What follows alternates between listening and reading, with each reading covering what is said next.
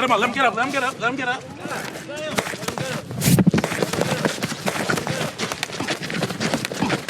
Fight back. Ah! Got him. Got him.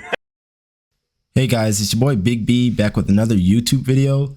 Today we're going to be going over a basic guide on Hexe Sanctuary.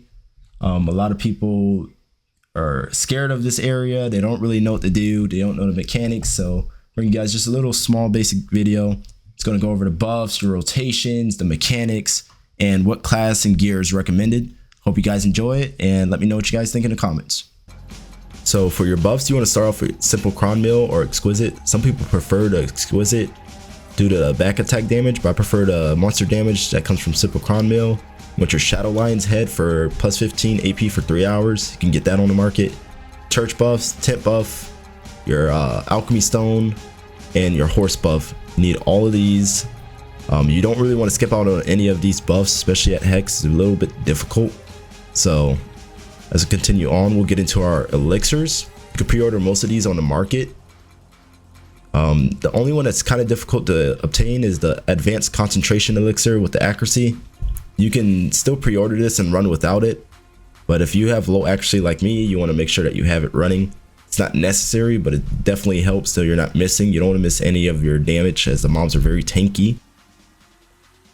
As for gear, I recommend running at least 301 Kudum, 390 DP, and running monster damage and your awakening vipers for accuracy and special evasion crystals to avoid that back attack damage. You could run it with less, but this is just what I recommend, being that the area is very difficult to do and you'll be more efficient at that gear score. If you choose not to run elixirs, I recommend Frenzy Draught, Spirit Perfume Elixir, or Perfume of Courage or Elixir of Deep Sea. If you're tanky and you're having a decent time, not really having any threat, Perfume of Courage is the way to go. So before I start, I always recommend going on a heal rotation, as it's the best one. You'll get the most mobs, more trash and whatnot. Always scout the rotation, make sure nobody's in your way. If they are in your way or you want to duel for spot them, go ahead. If not, you can change servers or add them as a part of your rotation. Don't forget to pop your buffs, utilizing your fairies for elixir so you don't have to keep clicking them. Have your alch stones on, pots on, tent buff, drop rate, loot scroll on. Because I mean, even in this clip, I forgot to turn on my Bell's Heart, so it's very easy to forget to turn on all these buffs as there's so many that you have to run. As a part of the mechanics here, once you get started, you just want to start with each pack by activating the mini boss, which is Whitmirth.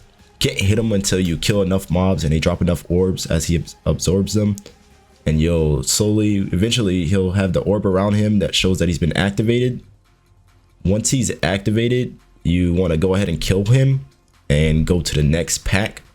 In this clip, I'm just killing as many mobs. In this case, to make it more efficient, once you get a decent amount of mobs killed, if you're down to like 3 or 4 mobs, you want to go ahead and go to the next pack. So in this clip here, the boss is now ready, and I'm going to focus getting that minus DP on him, focus back attack damage because he's pretty tanky. In the case that he doesn't spawn or he's not ready by the time you get down to the last few mobs, go ahead and go to the next pack. Don't waste time. But if he is ready, go ahead and kill him, so when you get back around to rotate to him, all the mobs will be spawned and the normal mobs that are already there will have been respawned, and this will result in more trash for you. But as you can see here, once I killed him, I go to the next pack and rinse and repeat. I'm going to kill all the mobs. If it gets real low, I'm just going to skip the pack and get back to it. But I want to activate each pack as I'm going and combining this upper and lower heal. I don't want to wait for the mobs to respawn. I want to continue to grind because the mobs are tanky. I want to get as much trash as I can in that 1 hour. I'm just going to continue showing you guys how I activate each pack, killing the mini boss, and continue to go on until I get back to the next mini boss that I've already activated. With the orb, there's a couple things you want to watch out for. First off, when you first get to the orb, don't dive head first into the pack unless you're a class that can avoid a collision a lot, like Zerk, because what can happen is you'll get stuck in the middle, and with all those mobs you'll die immediately. You want to watch out for the mobs back attacking you. You don't want to have a bunch of mobs behind you. You want to focus the unstable skeleton warrior, which I just call them ogres because they're big and hairy, very easy to see. they AoE on death, which will make it easier to kill not only the mobs that are spawning from the orb, but the normal mobs. The only other thing you want to watch out for are the soulless skeletons. They're pretty slow, as you can see here. They're glowing red. It's kind of hard to see once they activate. There's going to be a giant red circle on the floor. There's so many mobs, so a lot of people can get caught by this. You can utilize forward guard to avoid the damage, but every mob that dies to the skeleton, you don't get trash for. And they do about 30% HP, so you want to look out for that. You can choose to kill them if you have enough damage. If not, utilize your forward guard or get out of the circle, because it is a one-shot mechanic. Sometimes you can tank it if you have enough HP. It'll half health you or take half of your forward guard. But at nighttime, there's a very big chance of getting one shot, so you want to be careful and look out for that. On this pack, it was already activated, so the orb goes away. But on the second soulless is when you want to go to your next pack. You don't want to clear the orb completely. A lot of people do this and wonder why their trash is a lot lower than some of these other people that are grinding here. Once you get your second soulless, normally it's the wolf. So the first one will be your skeleton, second one will be your wolf. The wolf is very fast, but after that, you want to kill whatever mobs are kind of remaining that are low, and then continue to your next pack, which will let the normal mobs respawn by the time you circle back around to it, and will net you about 2 to 3k more trash, depending on if you're running Agris or not.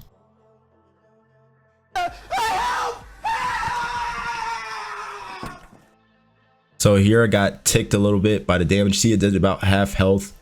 Evasion doesn't work here too well either. I'm full C20 evasion. I still got hit by it. So strikers, sucks for you. You can't really tank these mobs. They have a lot of hit rate, a lot of accuracy. But we'll go on to our results here. So I averaged about 1 bill per hour. It's about 9 hours that I did. I was running Yellow Loot Scroll, Temp Buff, and I was on Arsha for some of the hours. The Agris efficiency isn't so good here, so I didn't use my Agris, but it'll lead you to more trash. You can get about 17k to 20k trash. Some people can push higher depending on your gear and your class. And if you're using Agris coin, you can get anywhere up to 35k. Highest I've gotten was 25k. On average, you get 1 to 2 bosses, which will get you a 5-minute damage buff, which is also pretty convenient. There's also Hexe, the witch that spawns here. She doesn't really give too much good loot. Sometimes she'll give you despair or whatnot, but you can just kill her as normal. There's no real mechanic behind it. She does drop a bunch of soulless, so you want to be careful for that. If you run J-Scroll or any additional drop rate, you can definitely push over a build. You can get up to 1.2, 1.5 if this still drops. But most of your money comes from despairs. Here are the artifacts and add-ons that I ran during the 9 hours. You can see that I run a very basic setup. Add-ons and whatnot. I run back attack damage, crit, monster damage, attack speed, crit damage. I run my Aquarod crystals, Black Star, main hand, definitely must need it. As Awake, you don't really need it, but it's definitely gonna help. Any monster damage you can get is gonna help. As for your classes, you can kind of play what you want, but the best classes, you got Suck Hash, Suck Zerk, Suck Lon, Awaken Nova, Suck Musa, Shy, Suck Ranger, and even Musa is up there with that new class just being released. A lot of AoEs and forward guards. I believe Suck Hash is the best with as far as its damage goes. Suck Zerk is probably the easiest, but as far as pulling the most trash, you got like Awaken Nova and Suck Hash is pulling crazy amounts of trash here. But these are the classes I would recommend playing for it. You can play whatever you want, but these are going to be the most efficient classes that I know of. This is just my opinion. I'm sure somebody can prove me wrong. That's pretty much it though, guys, for the guide. There's not much more to it. It's very basic, straight to the point. Like, sub, let me know what you guys think in the comments. If there's something that I missed, or there's a class that you know about that does really well here, or certain mechanics that I missed, let me know in the comments. I stream at bigbzerker.twitch.tv. I'll leave the links and all that in the comments, and I'll also leave an export link for Garmoth. If you want to run those elixirs, I'll post those. But I'll see you guys in the next one.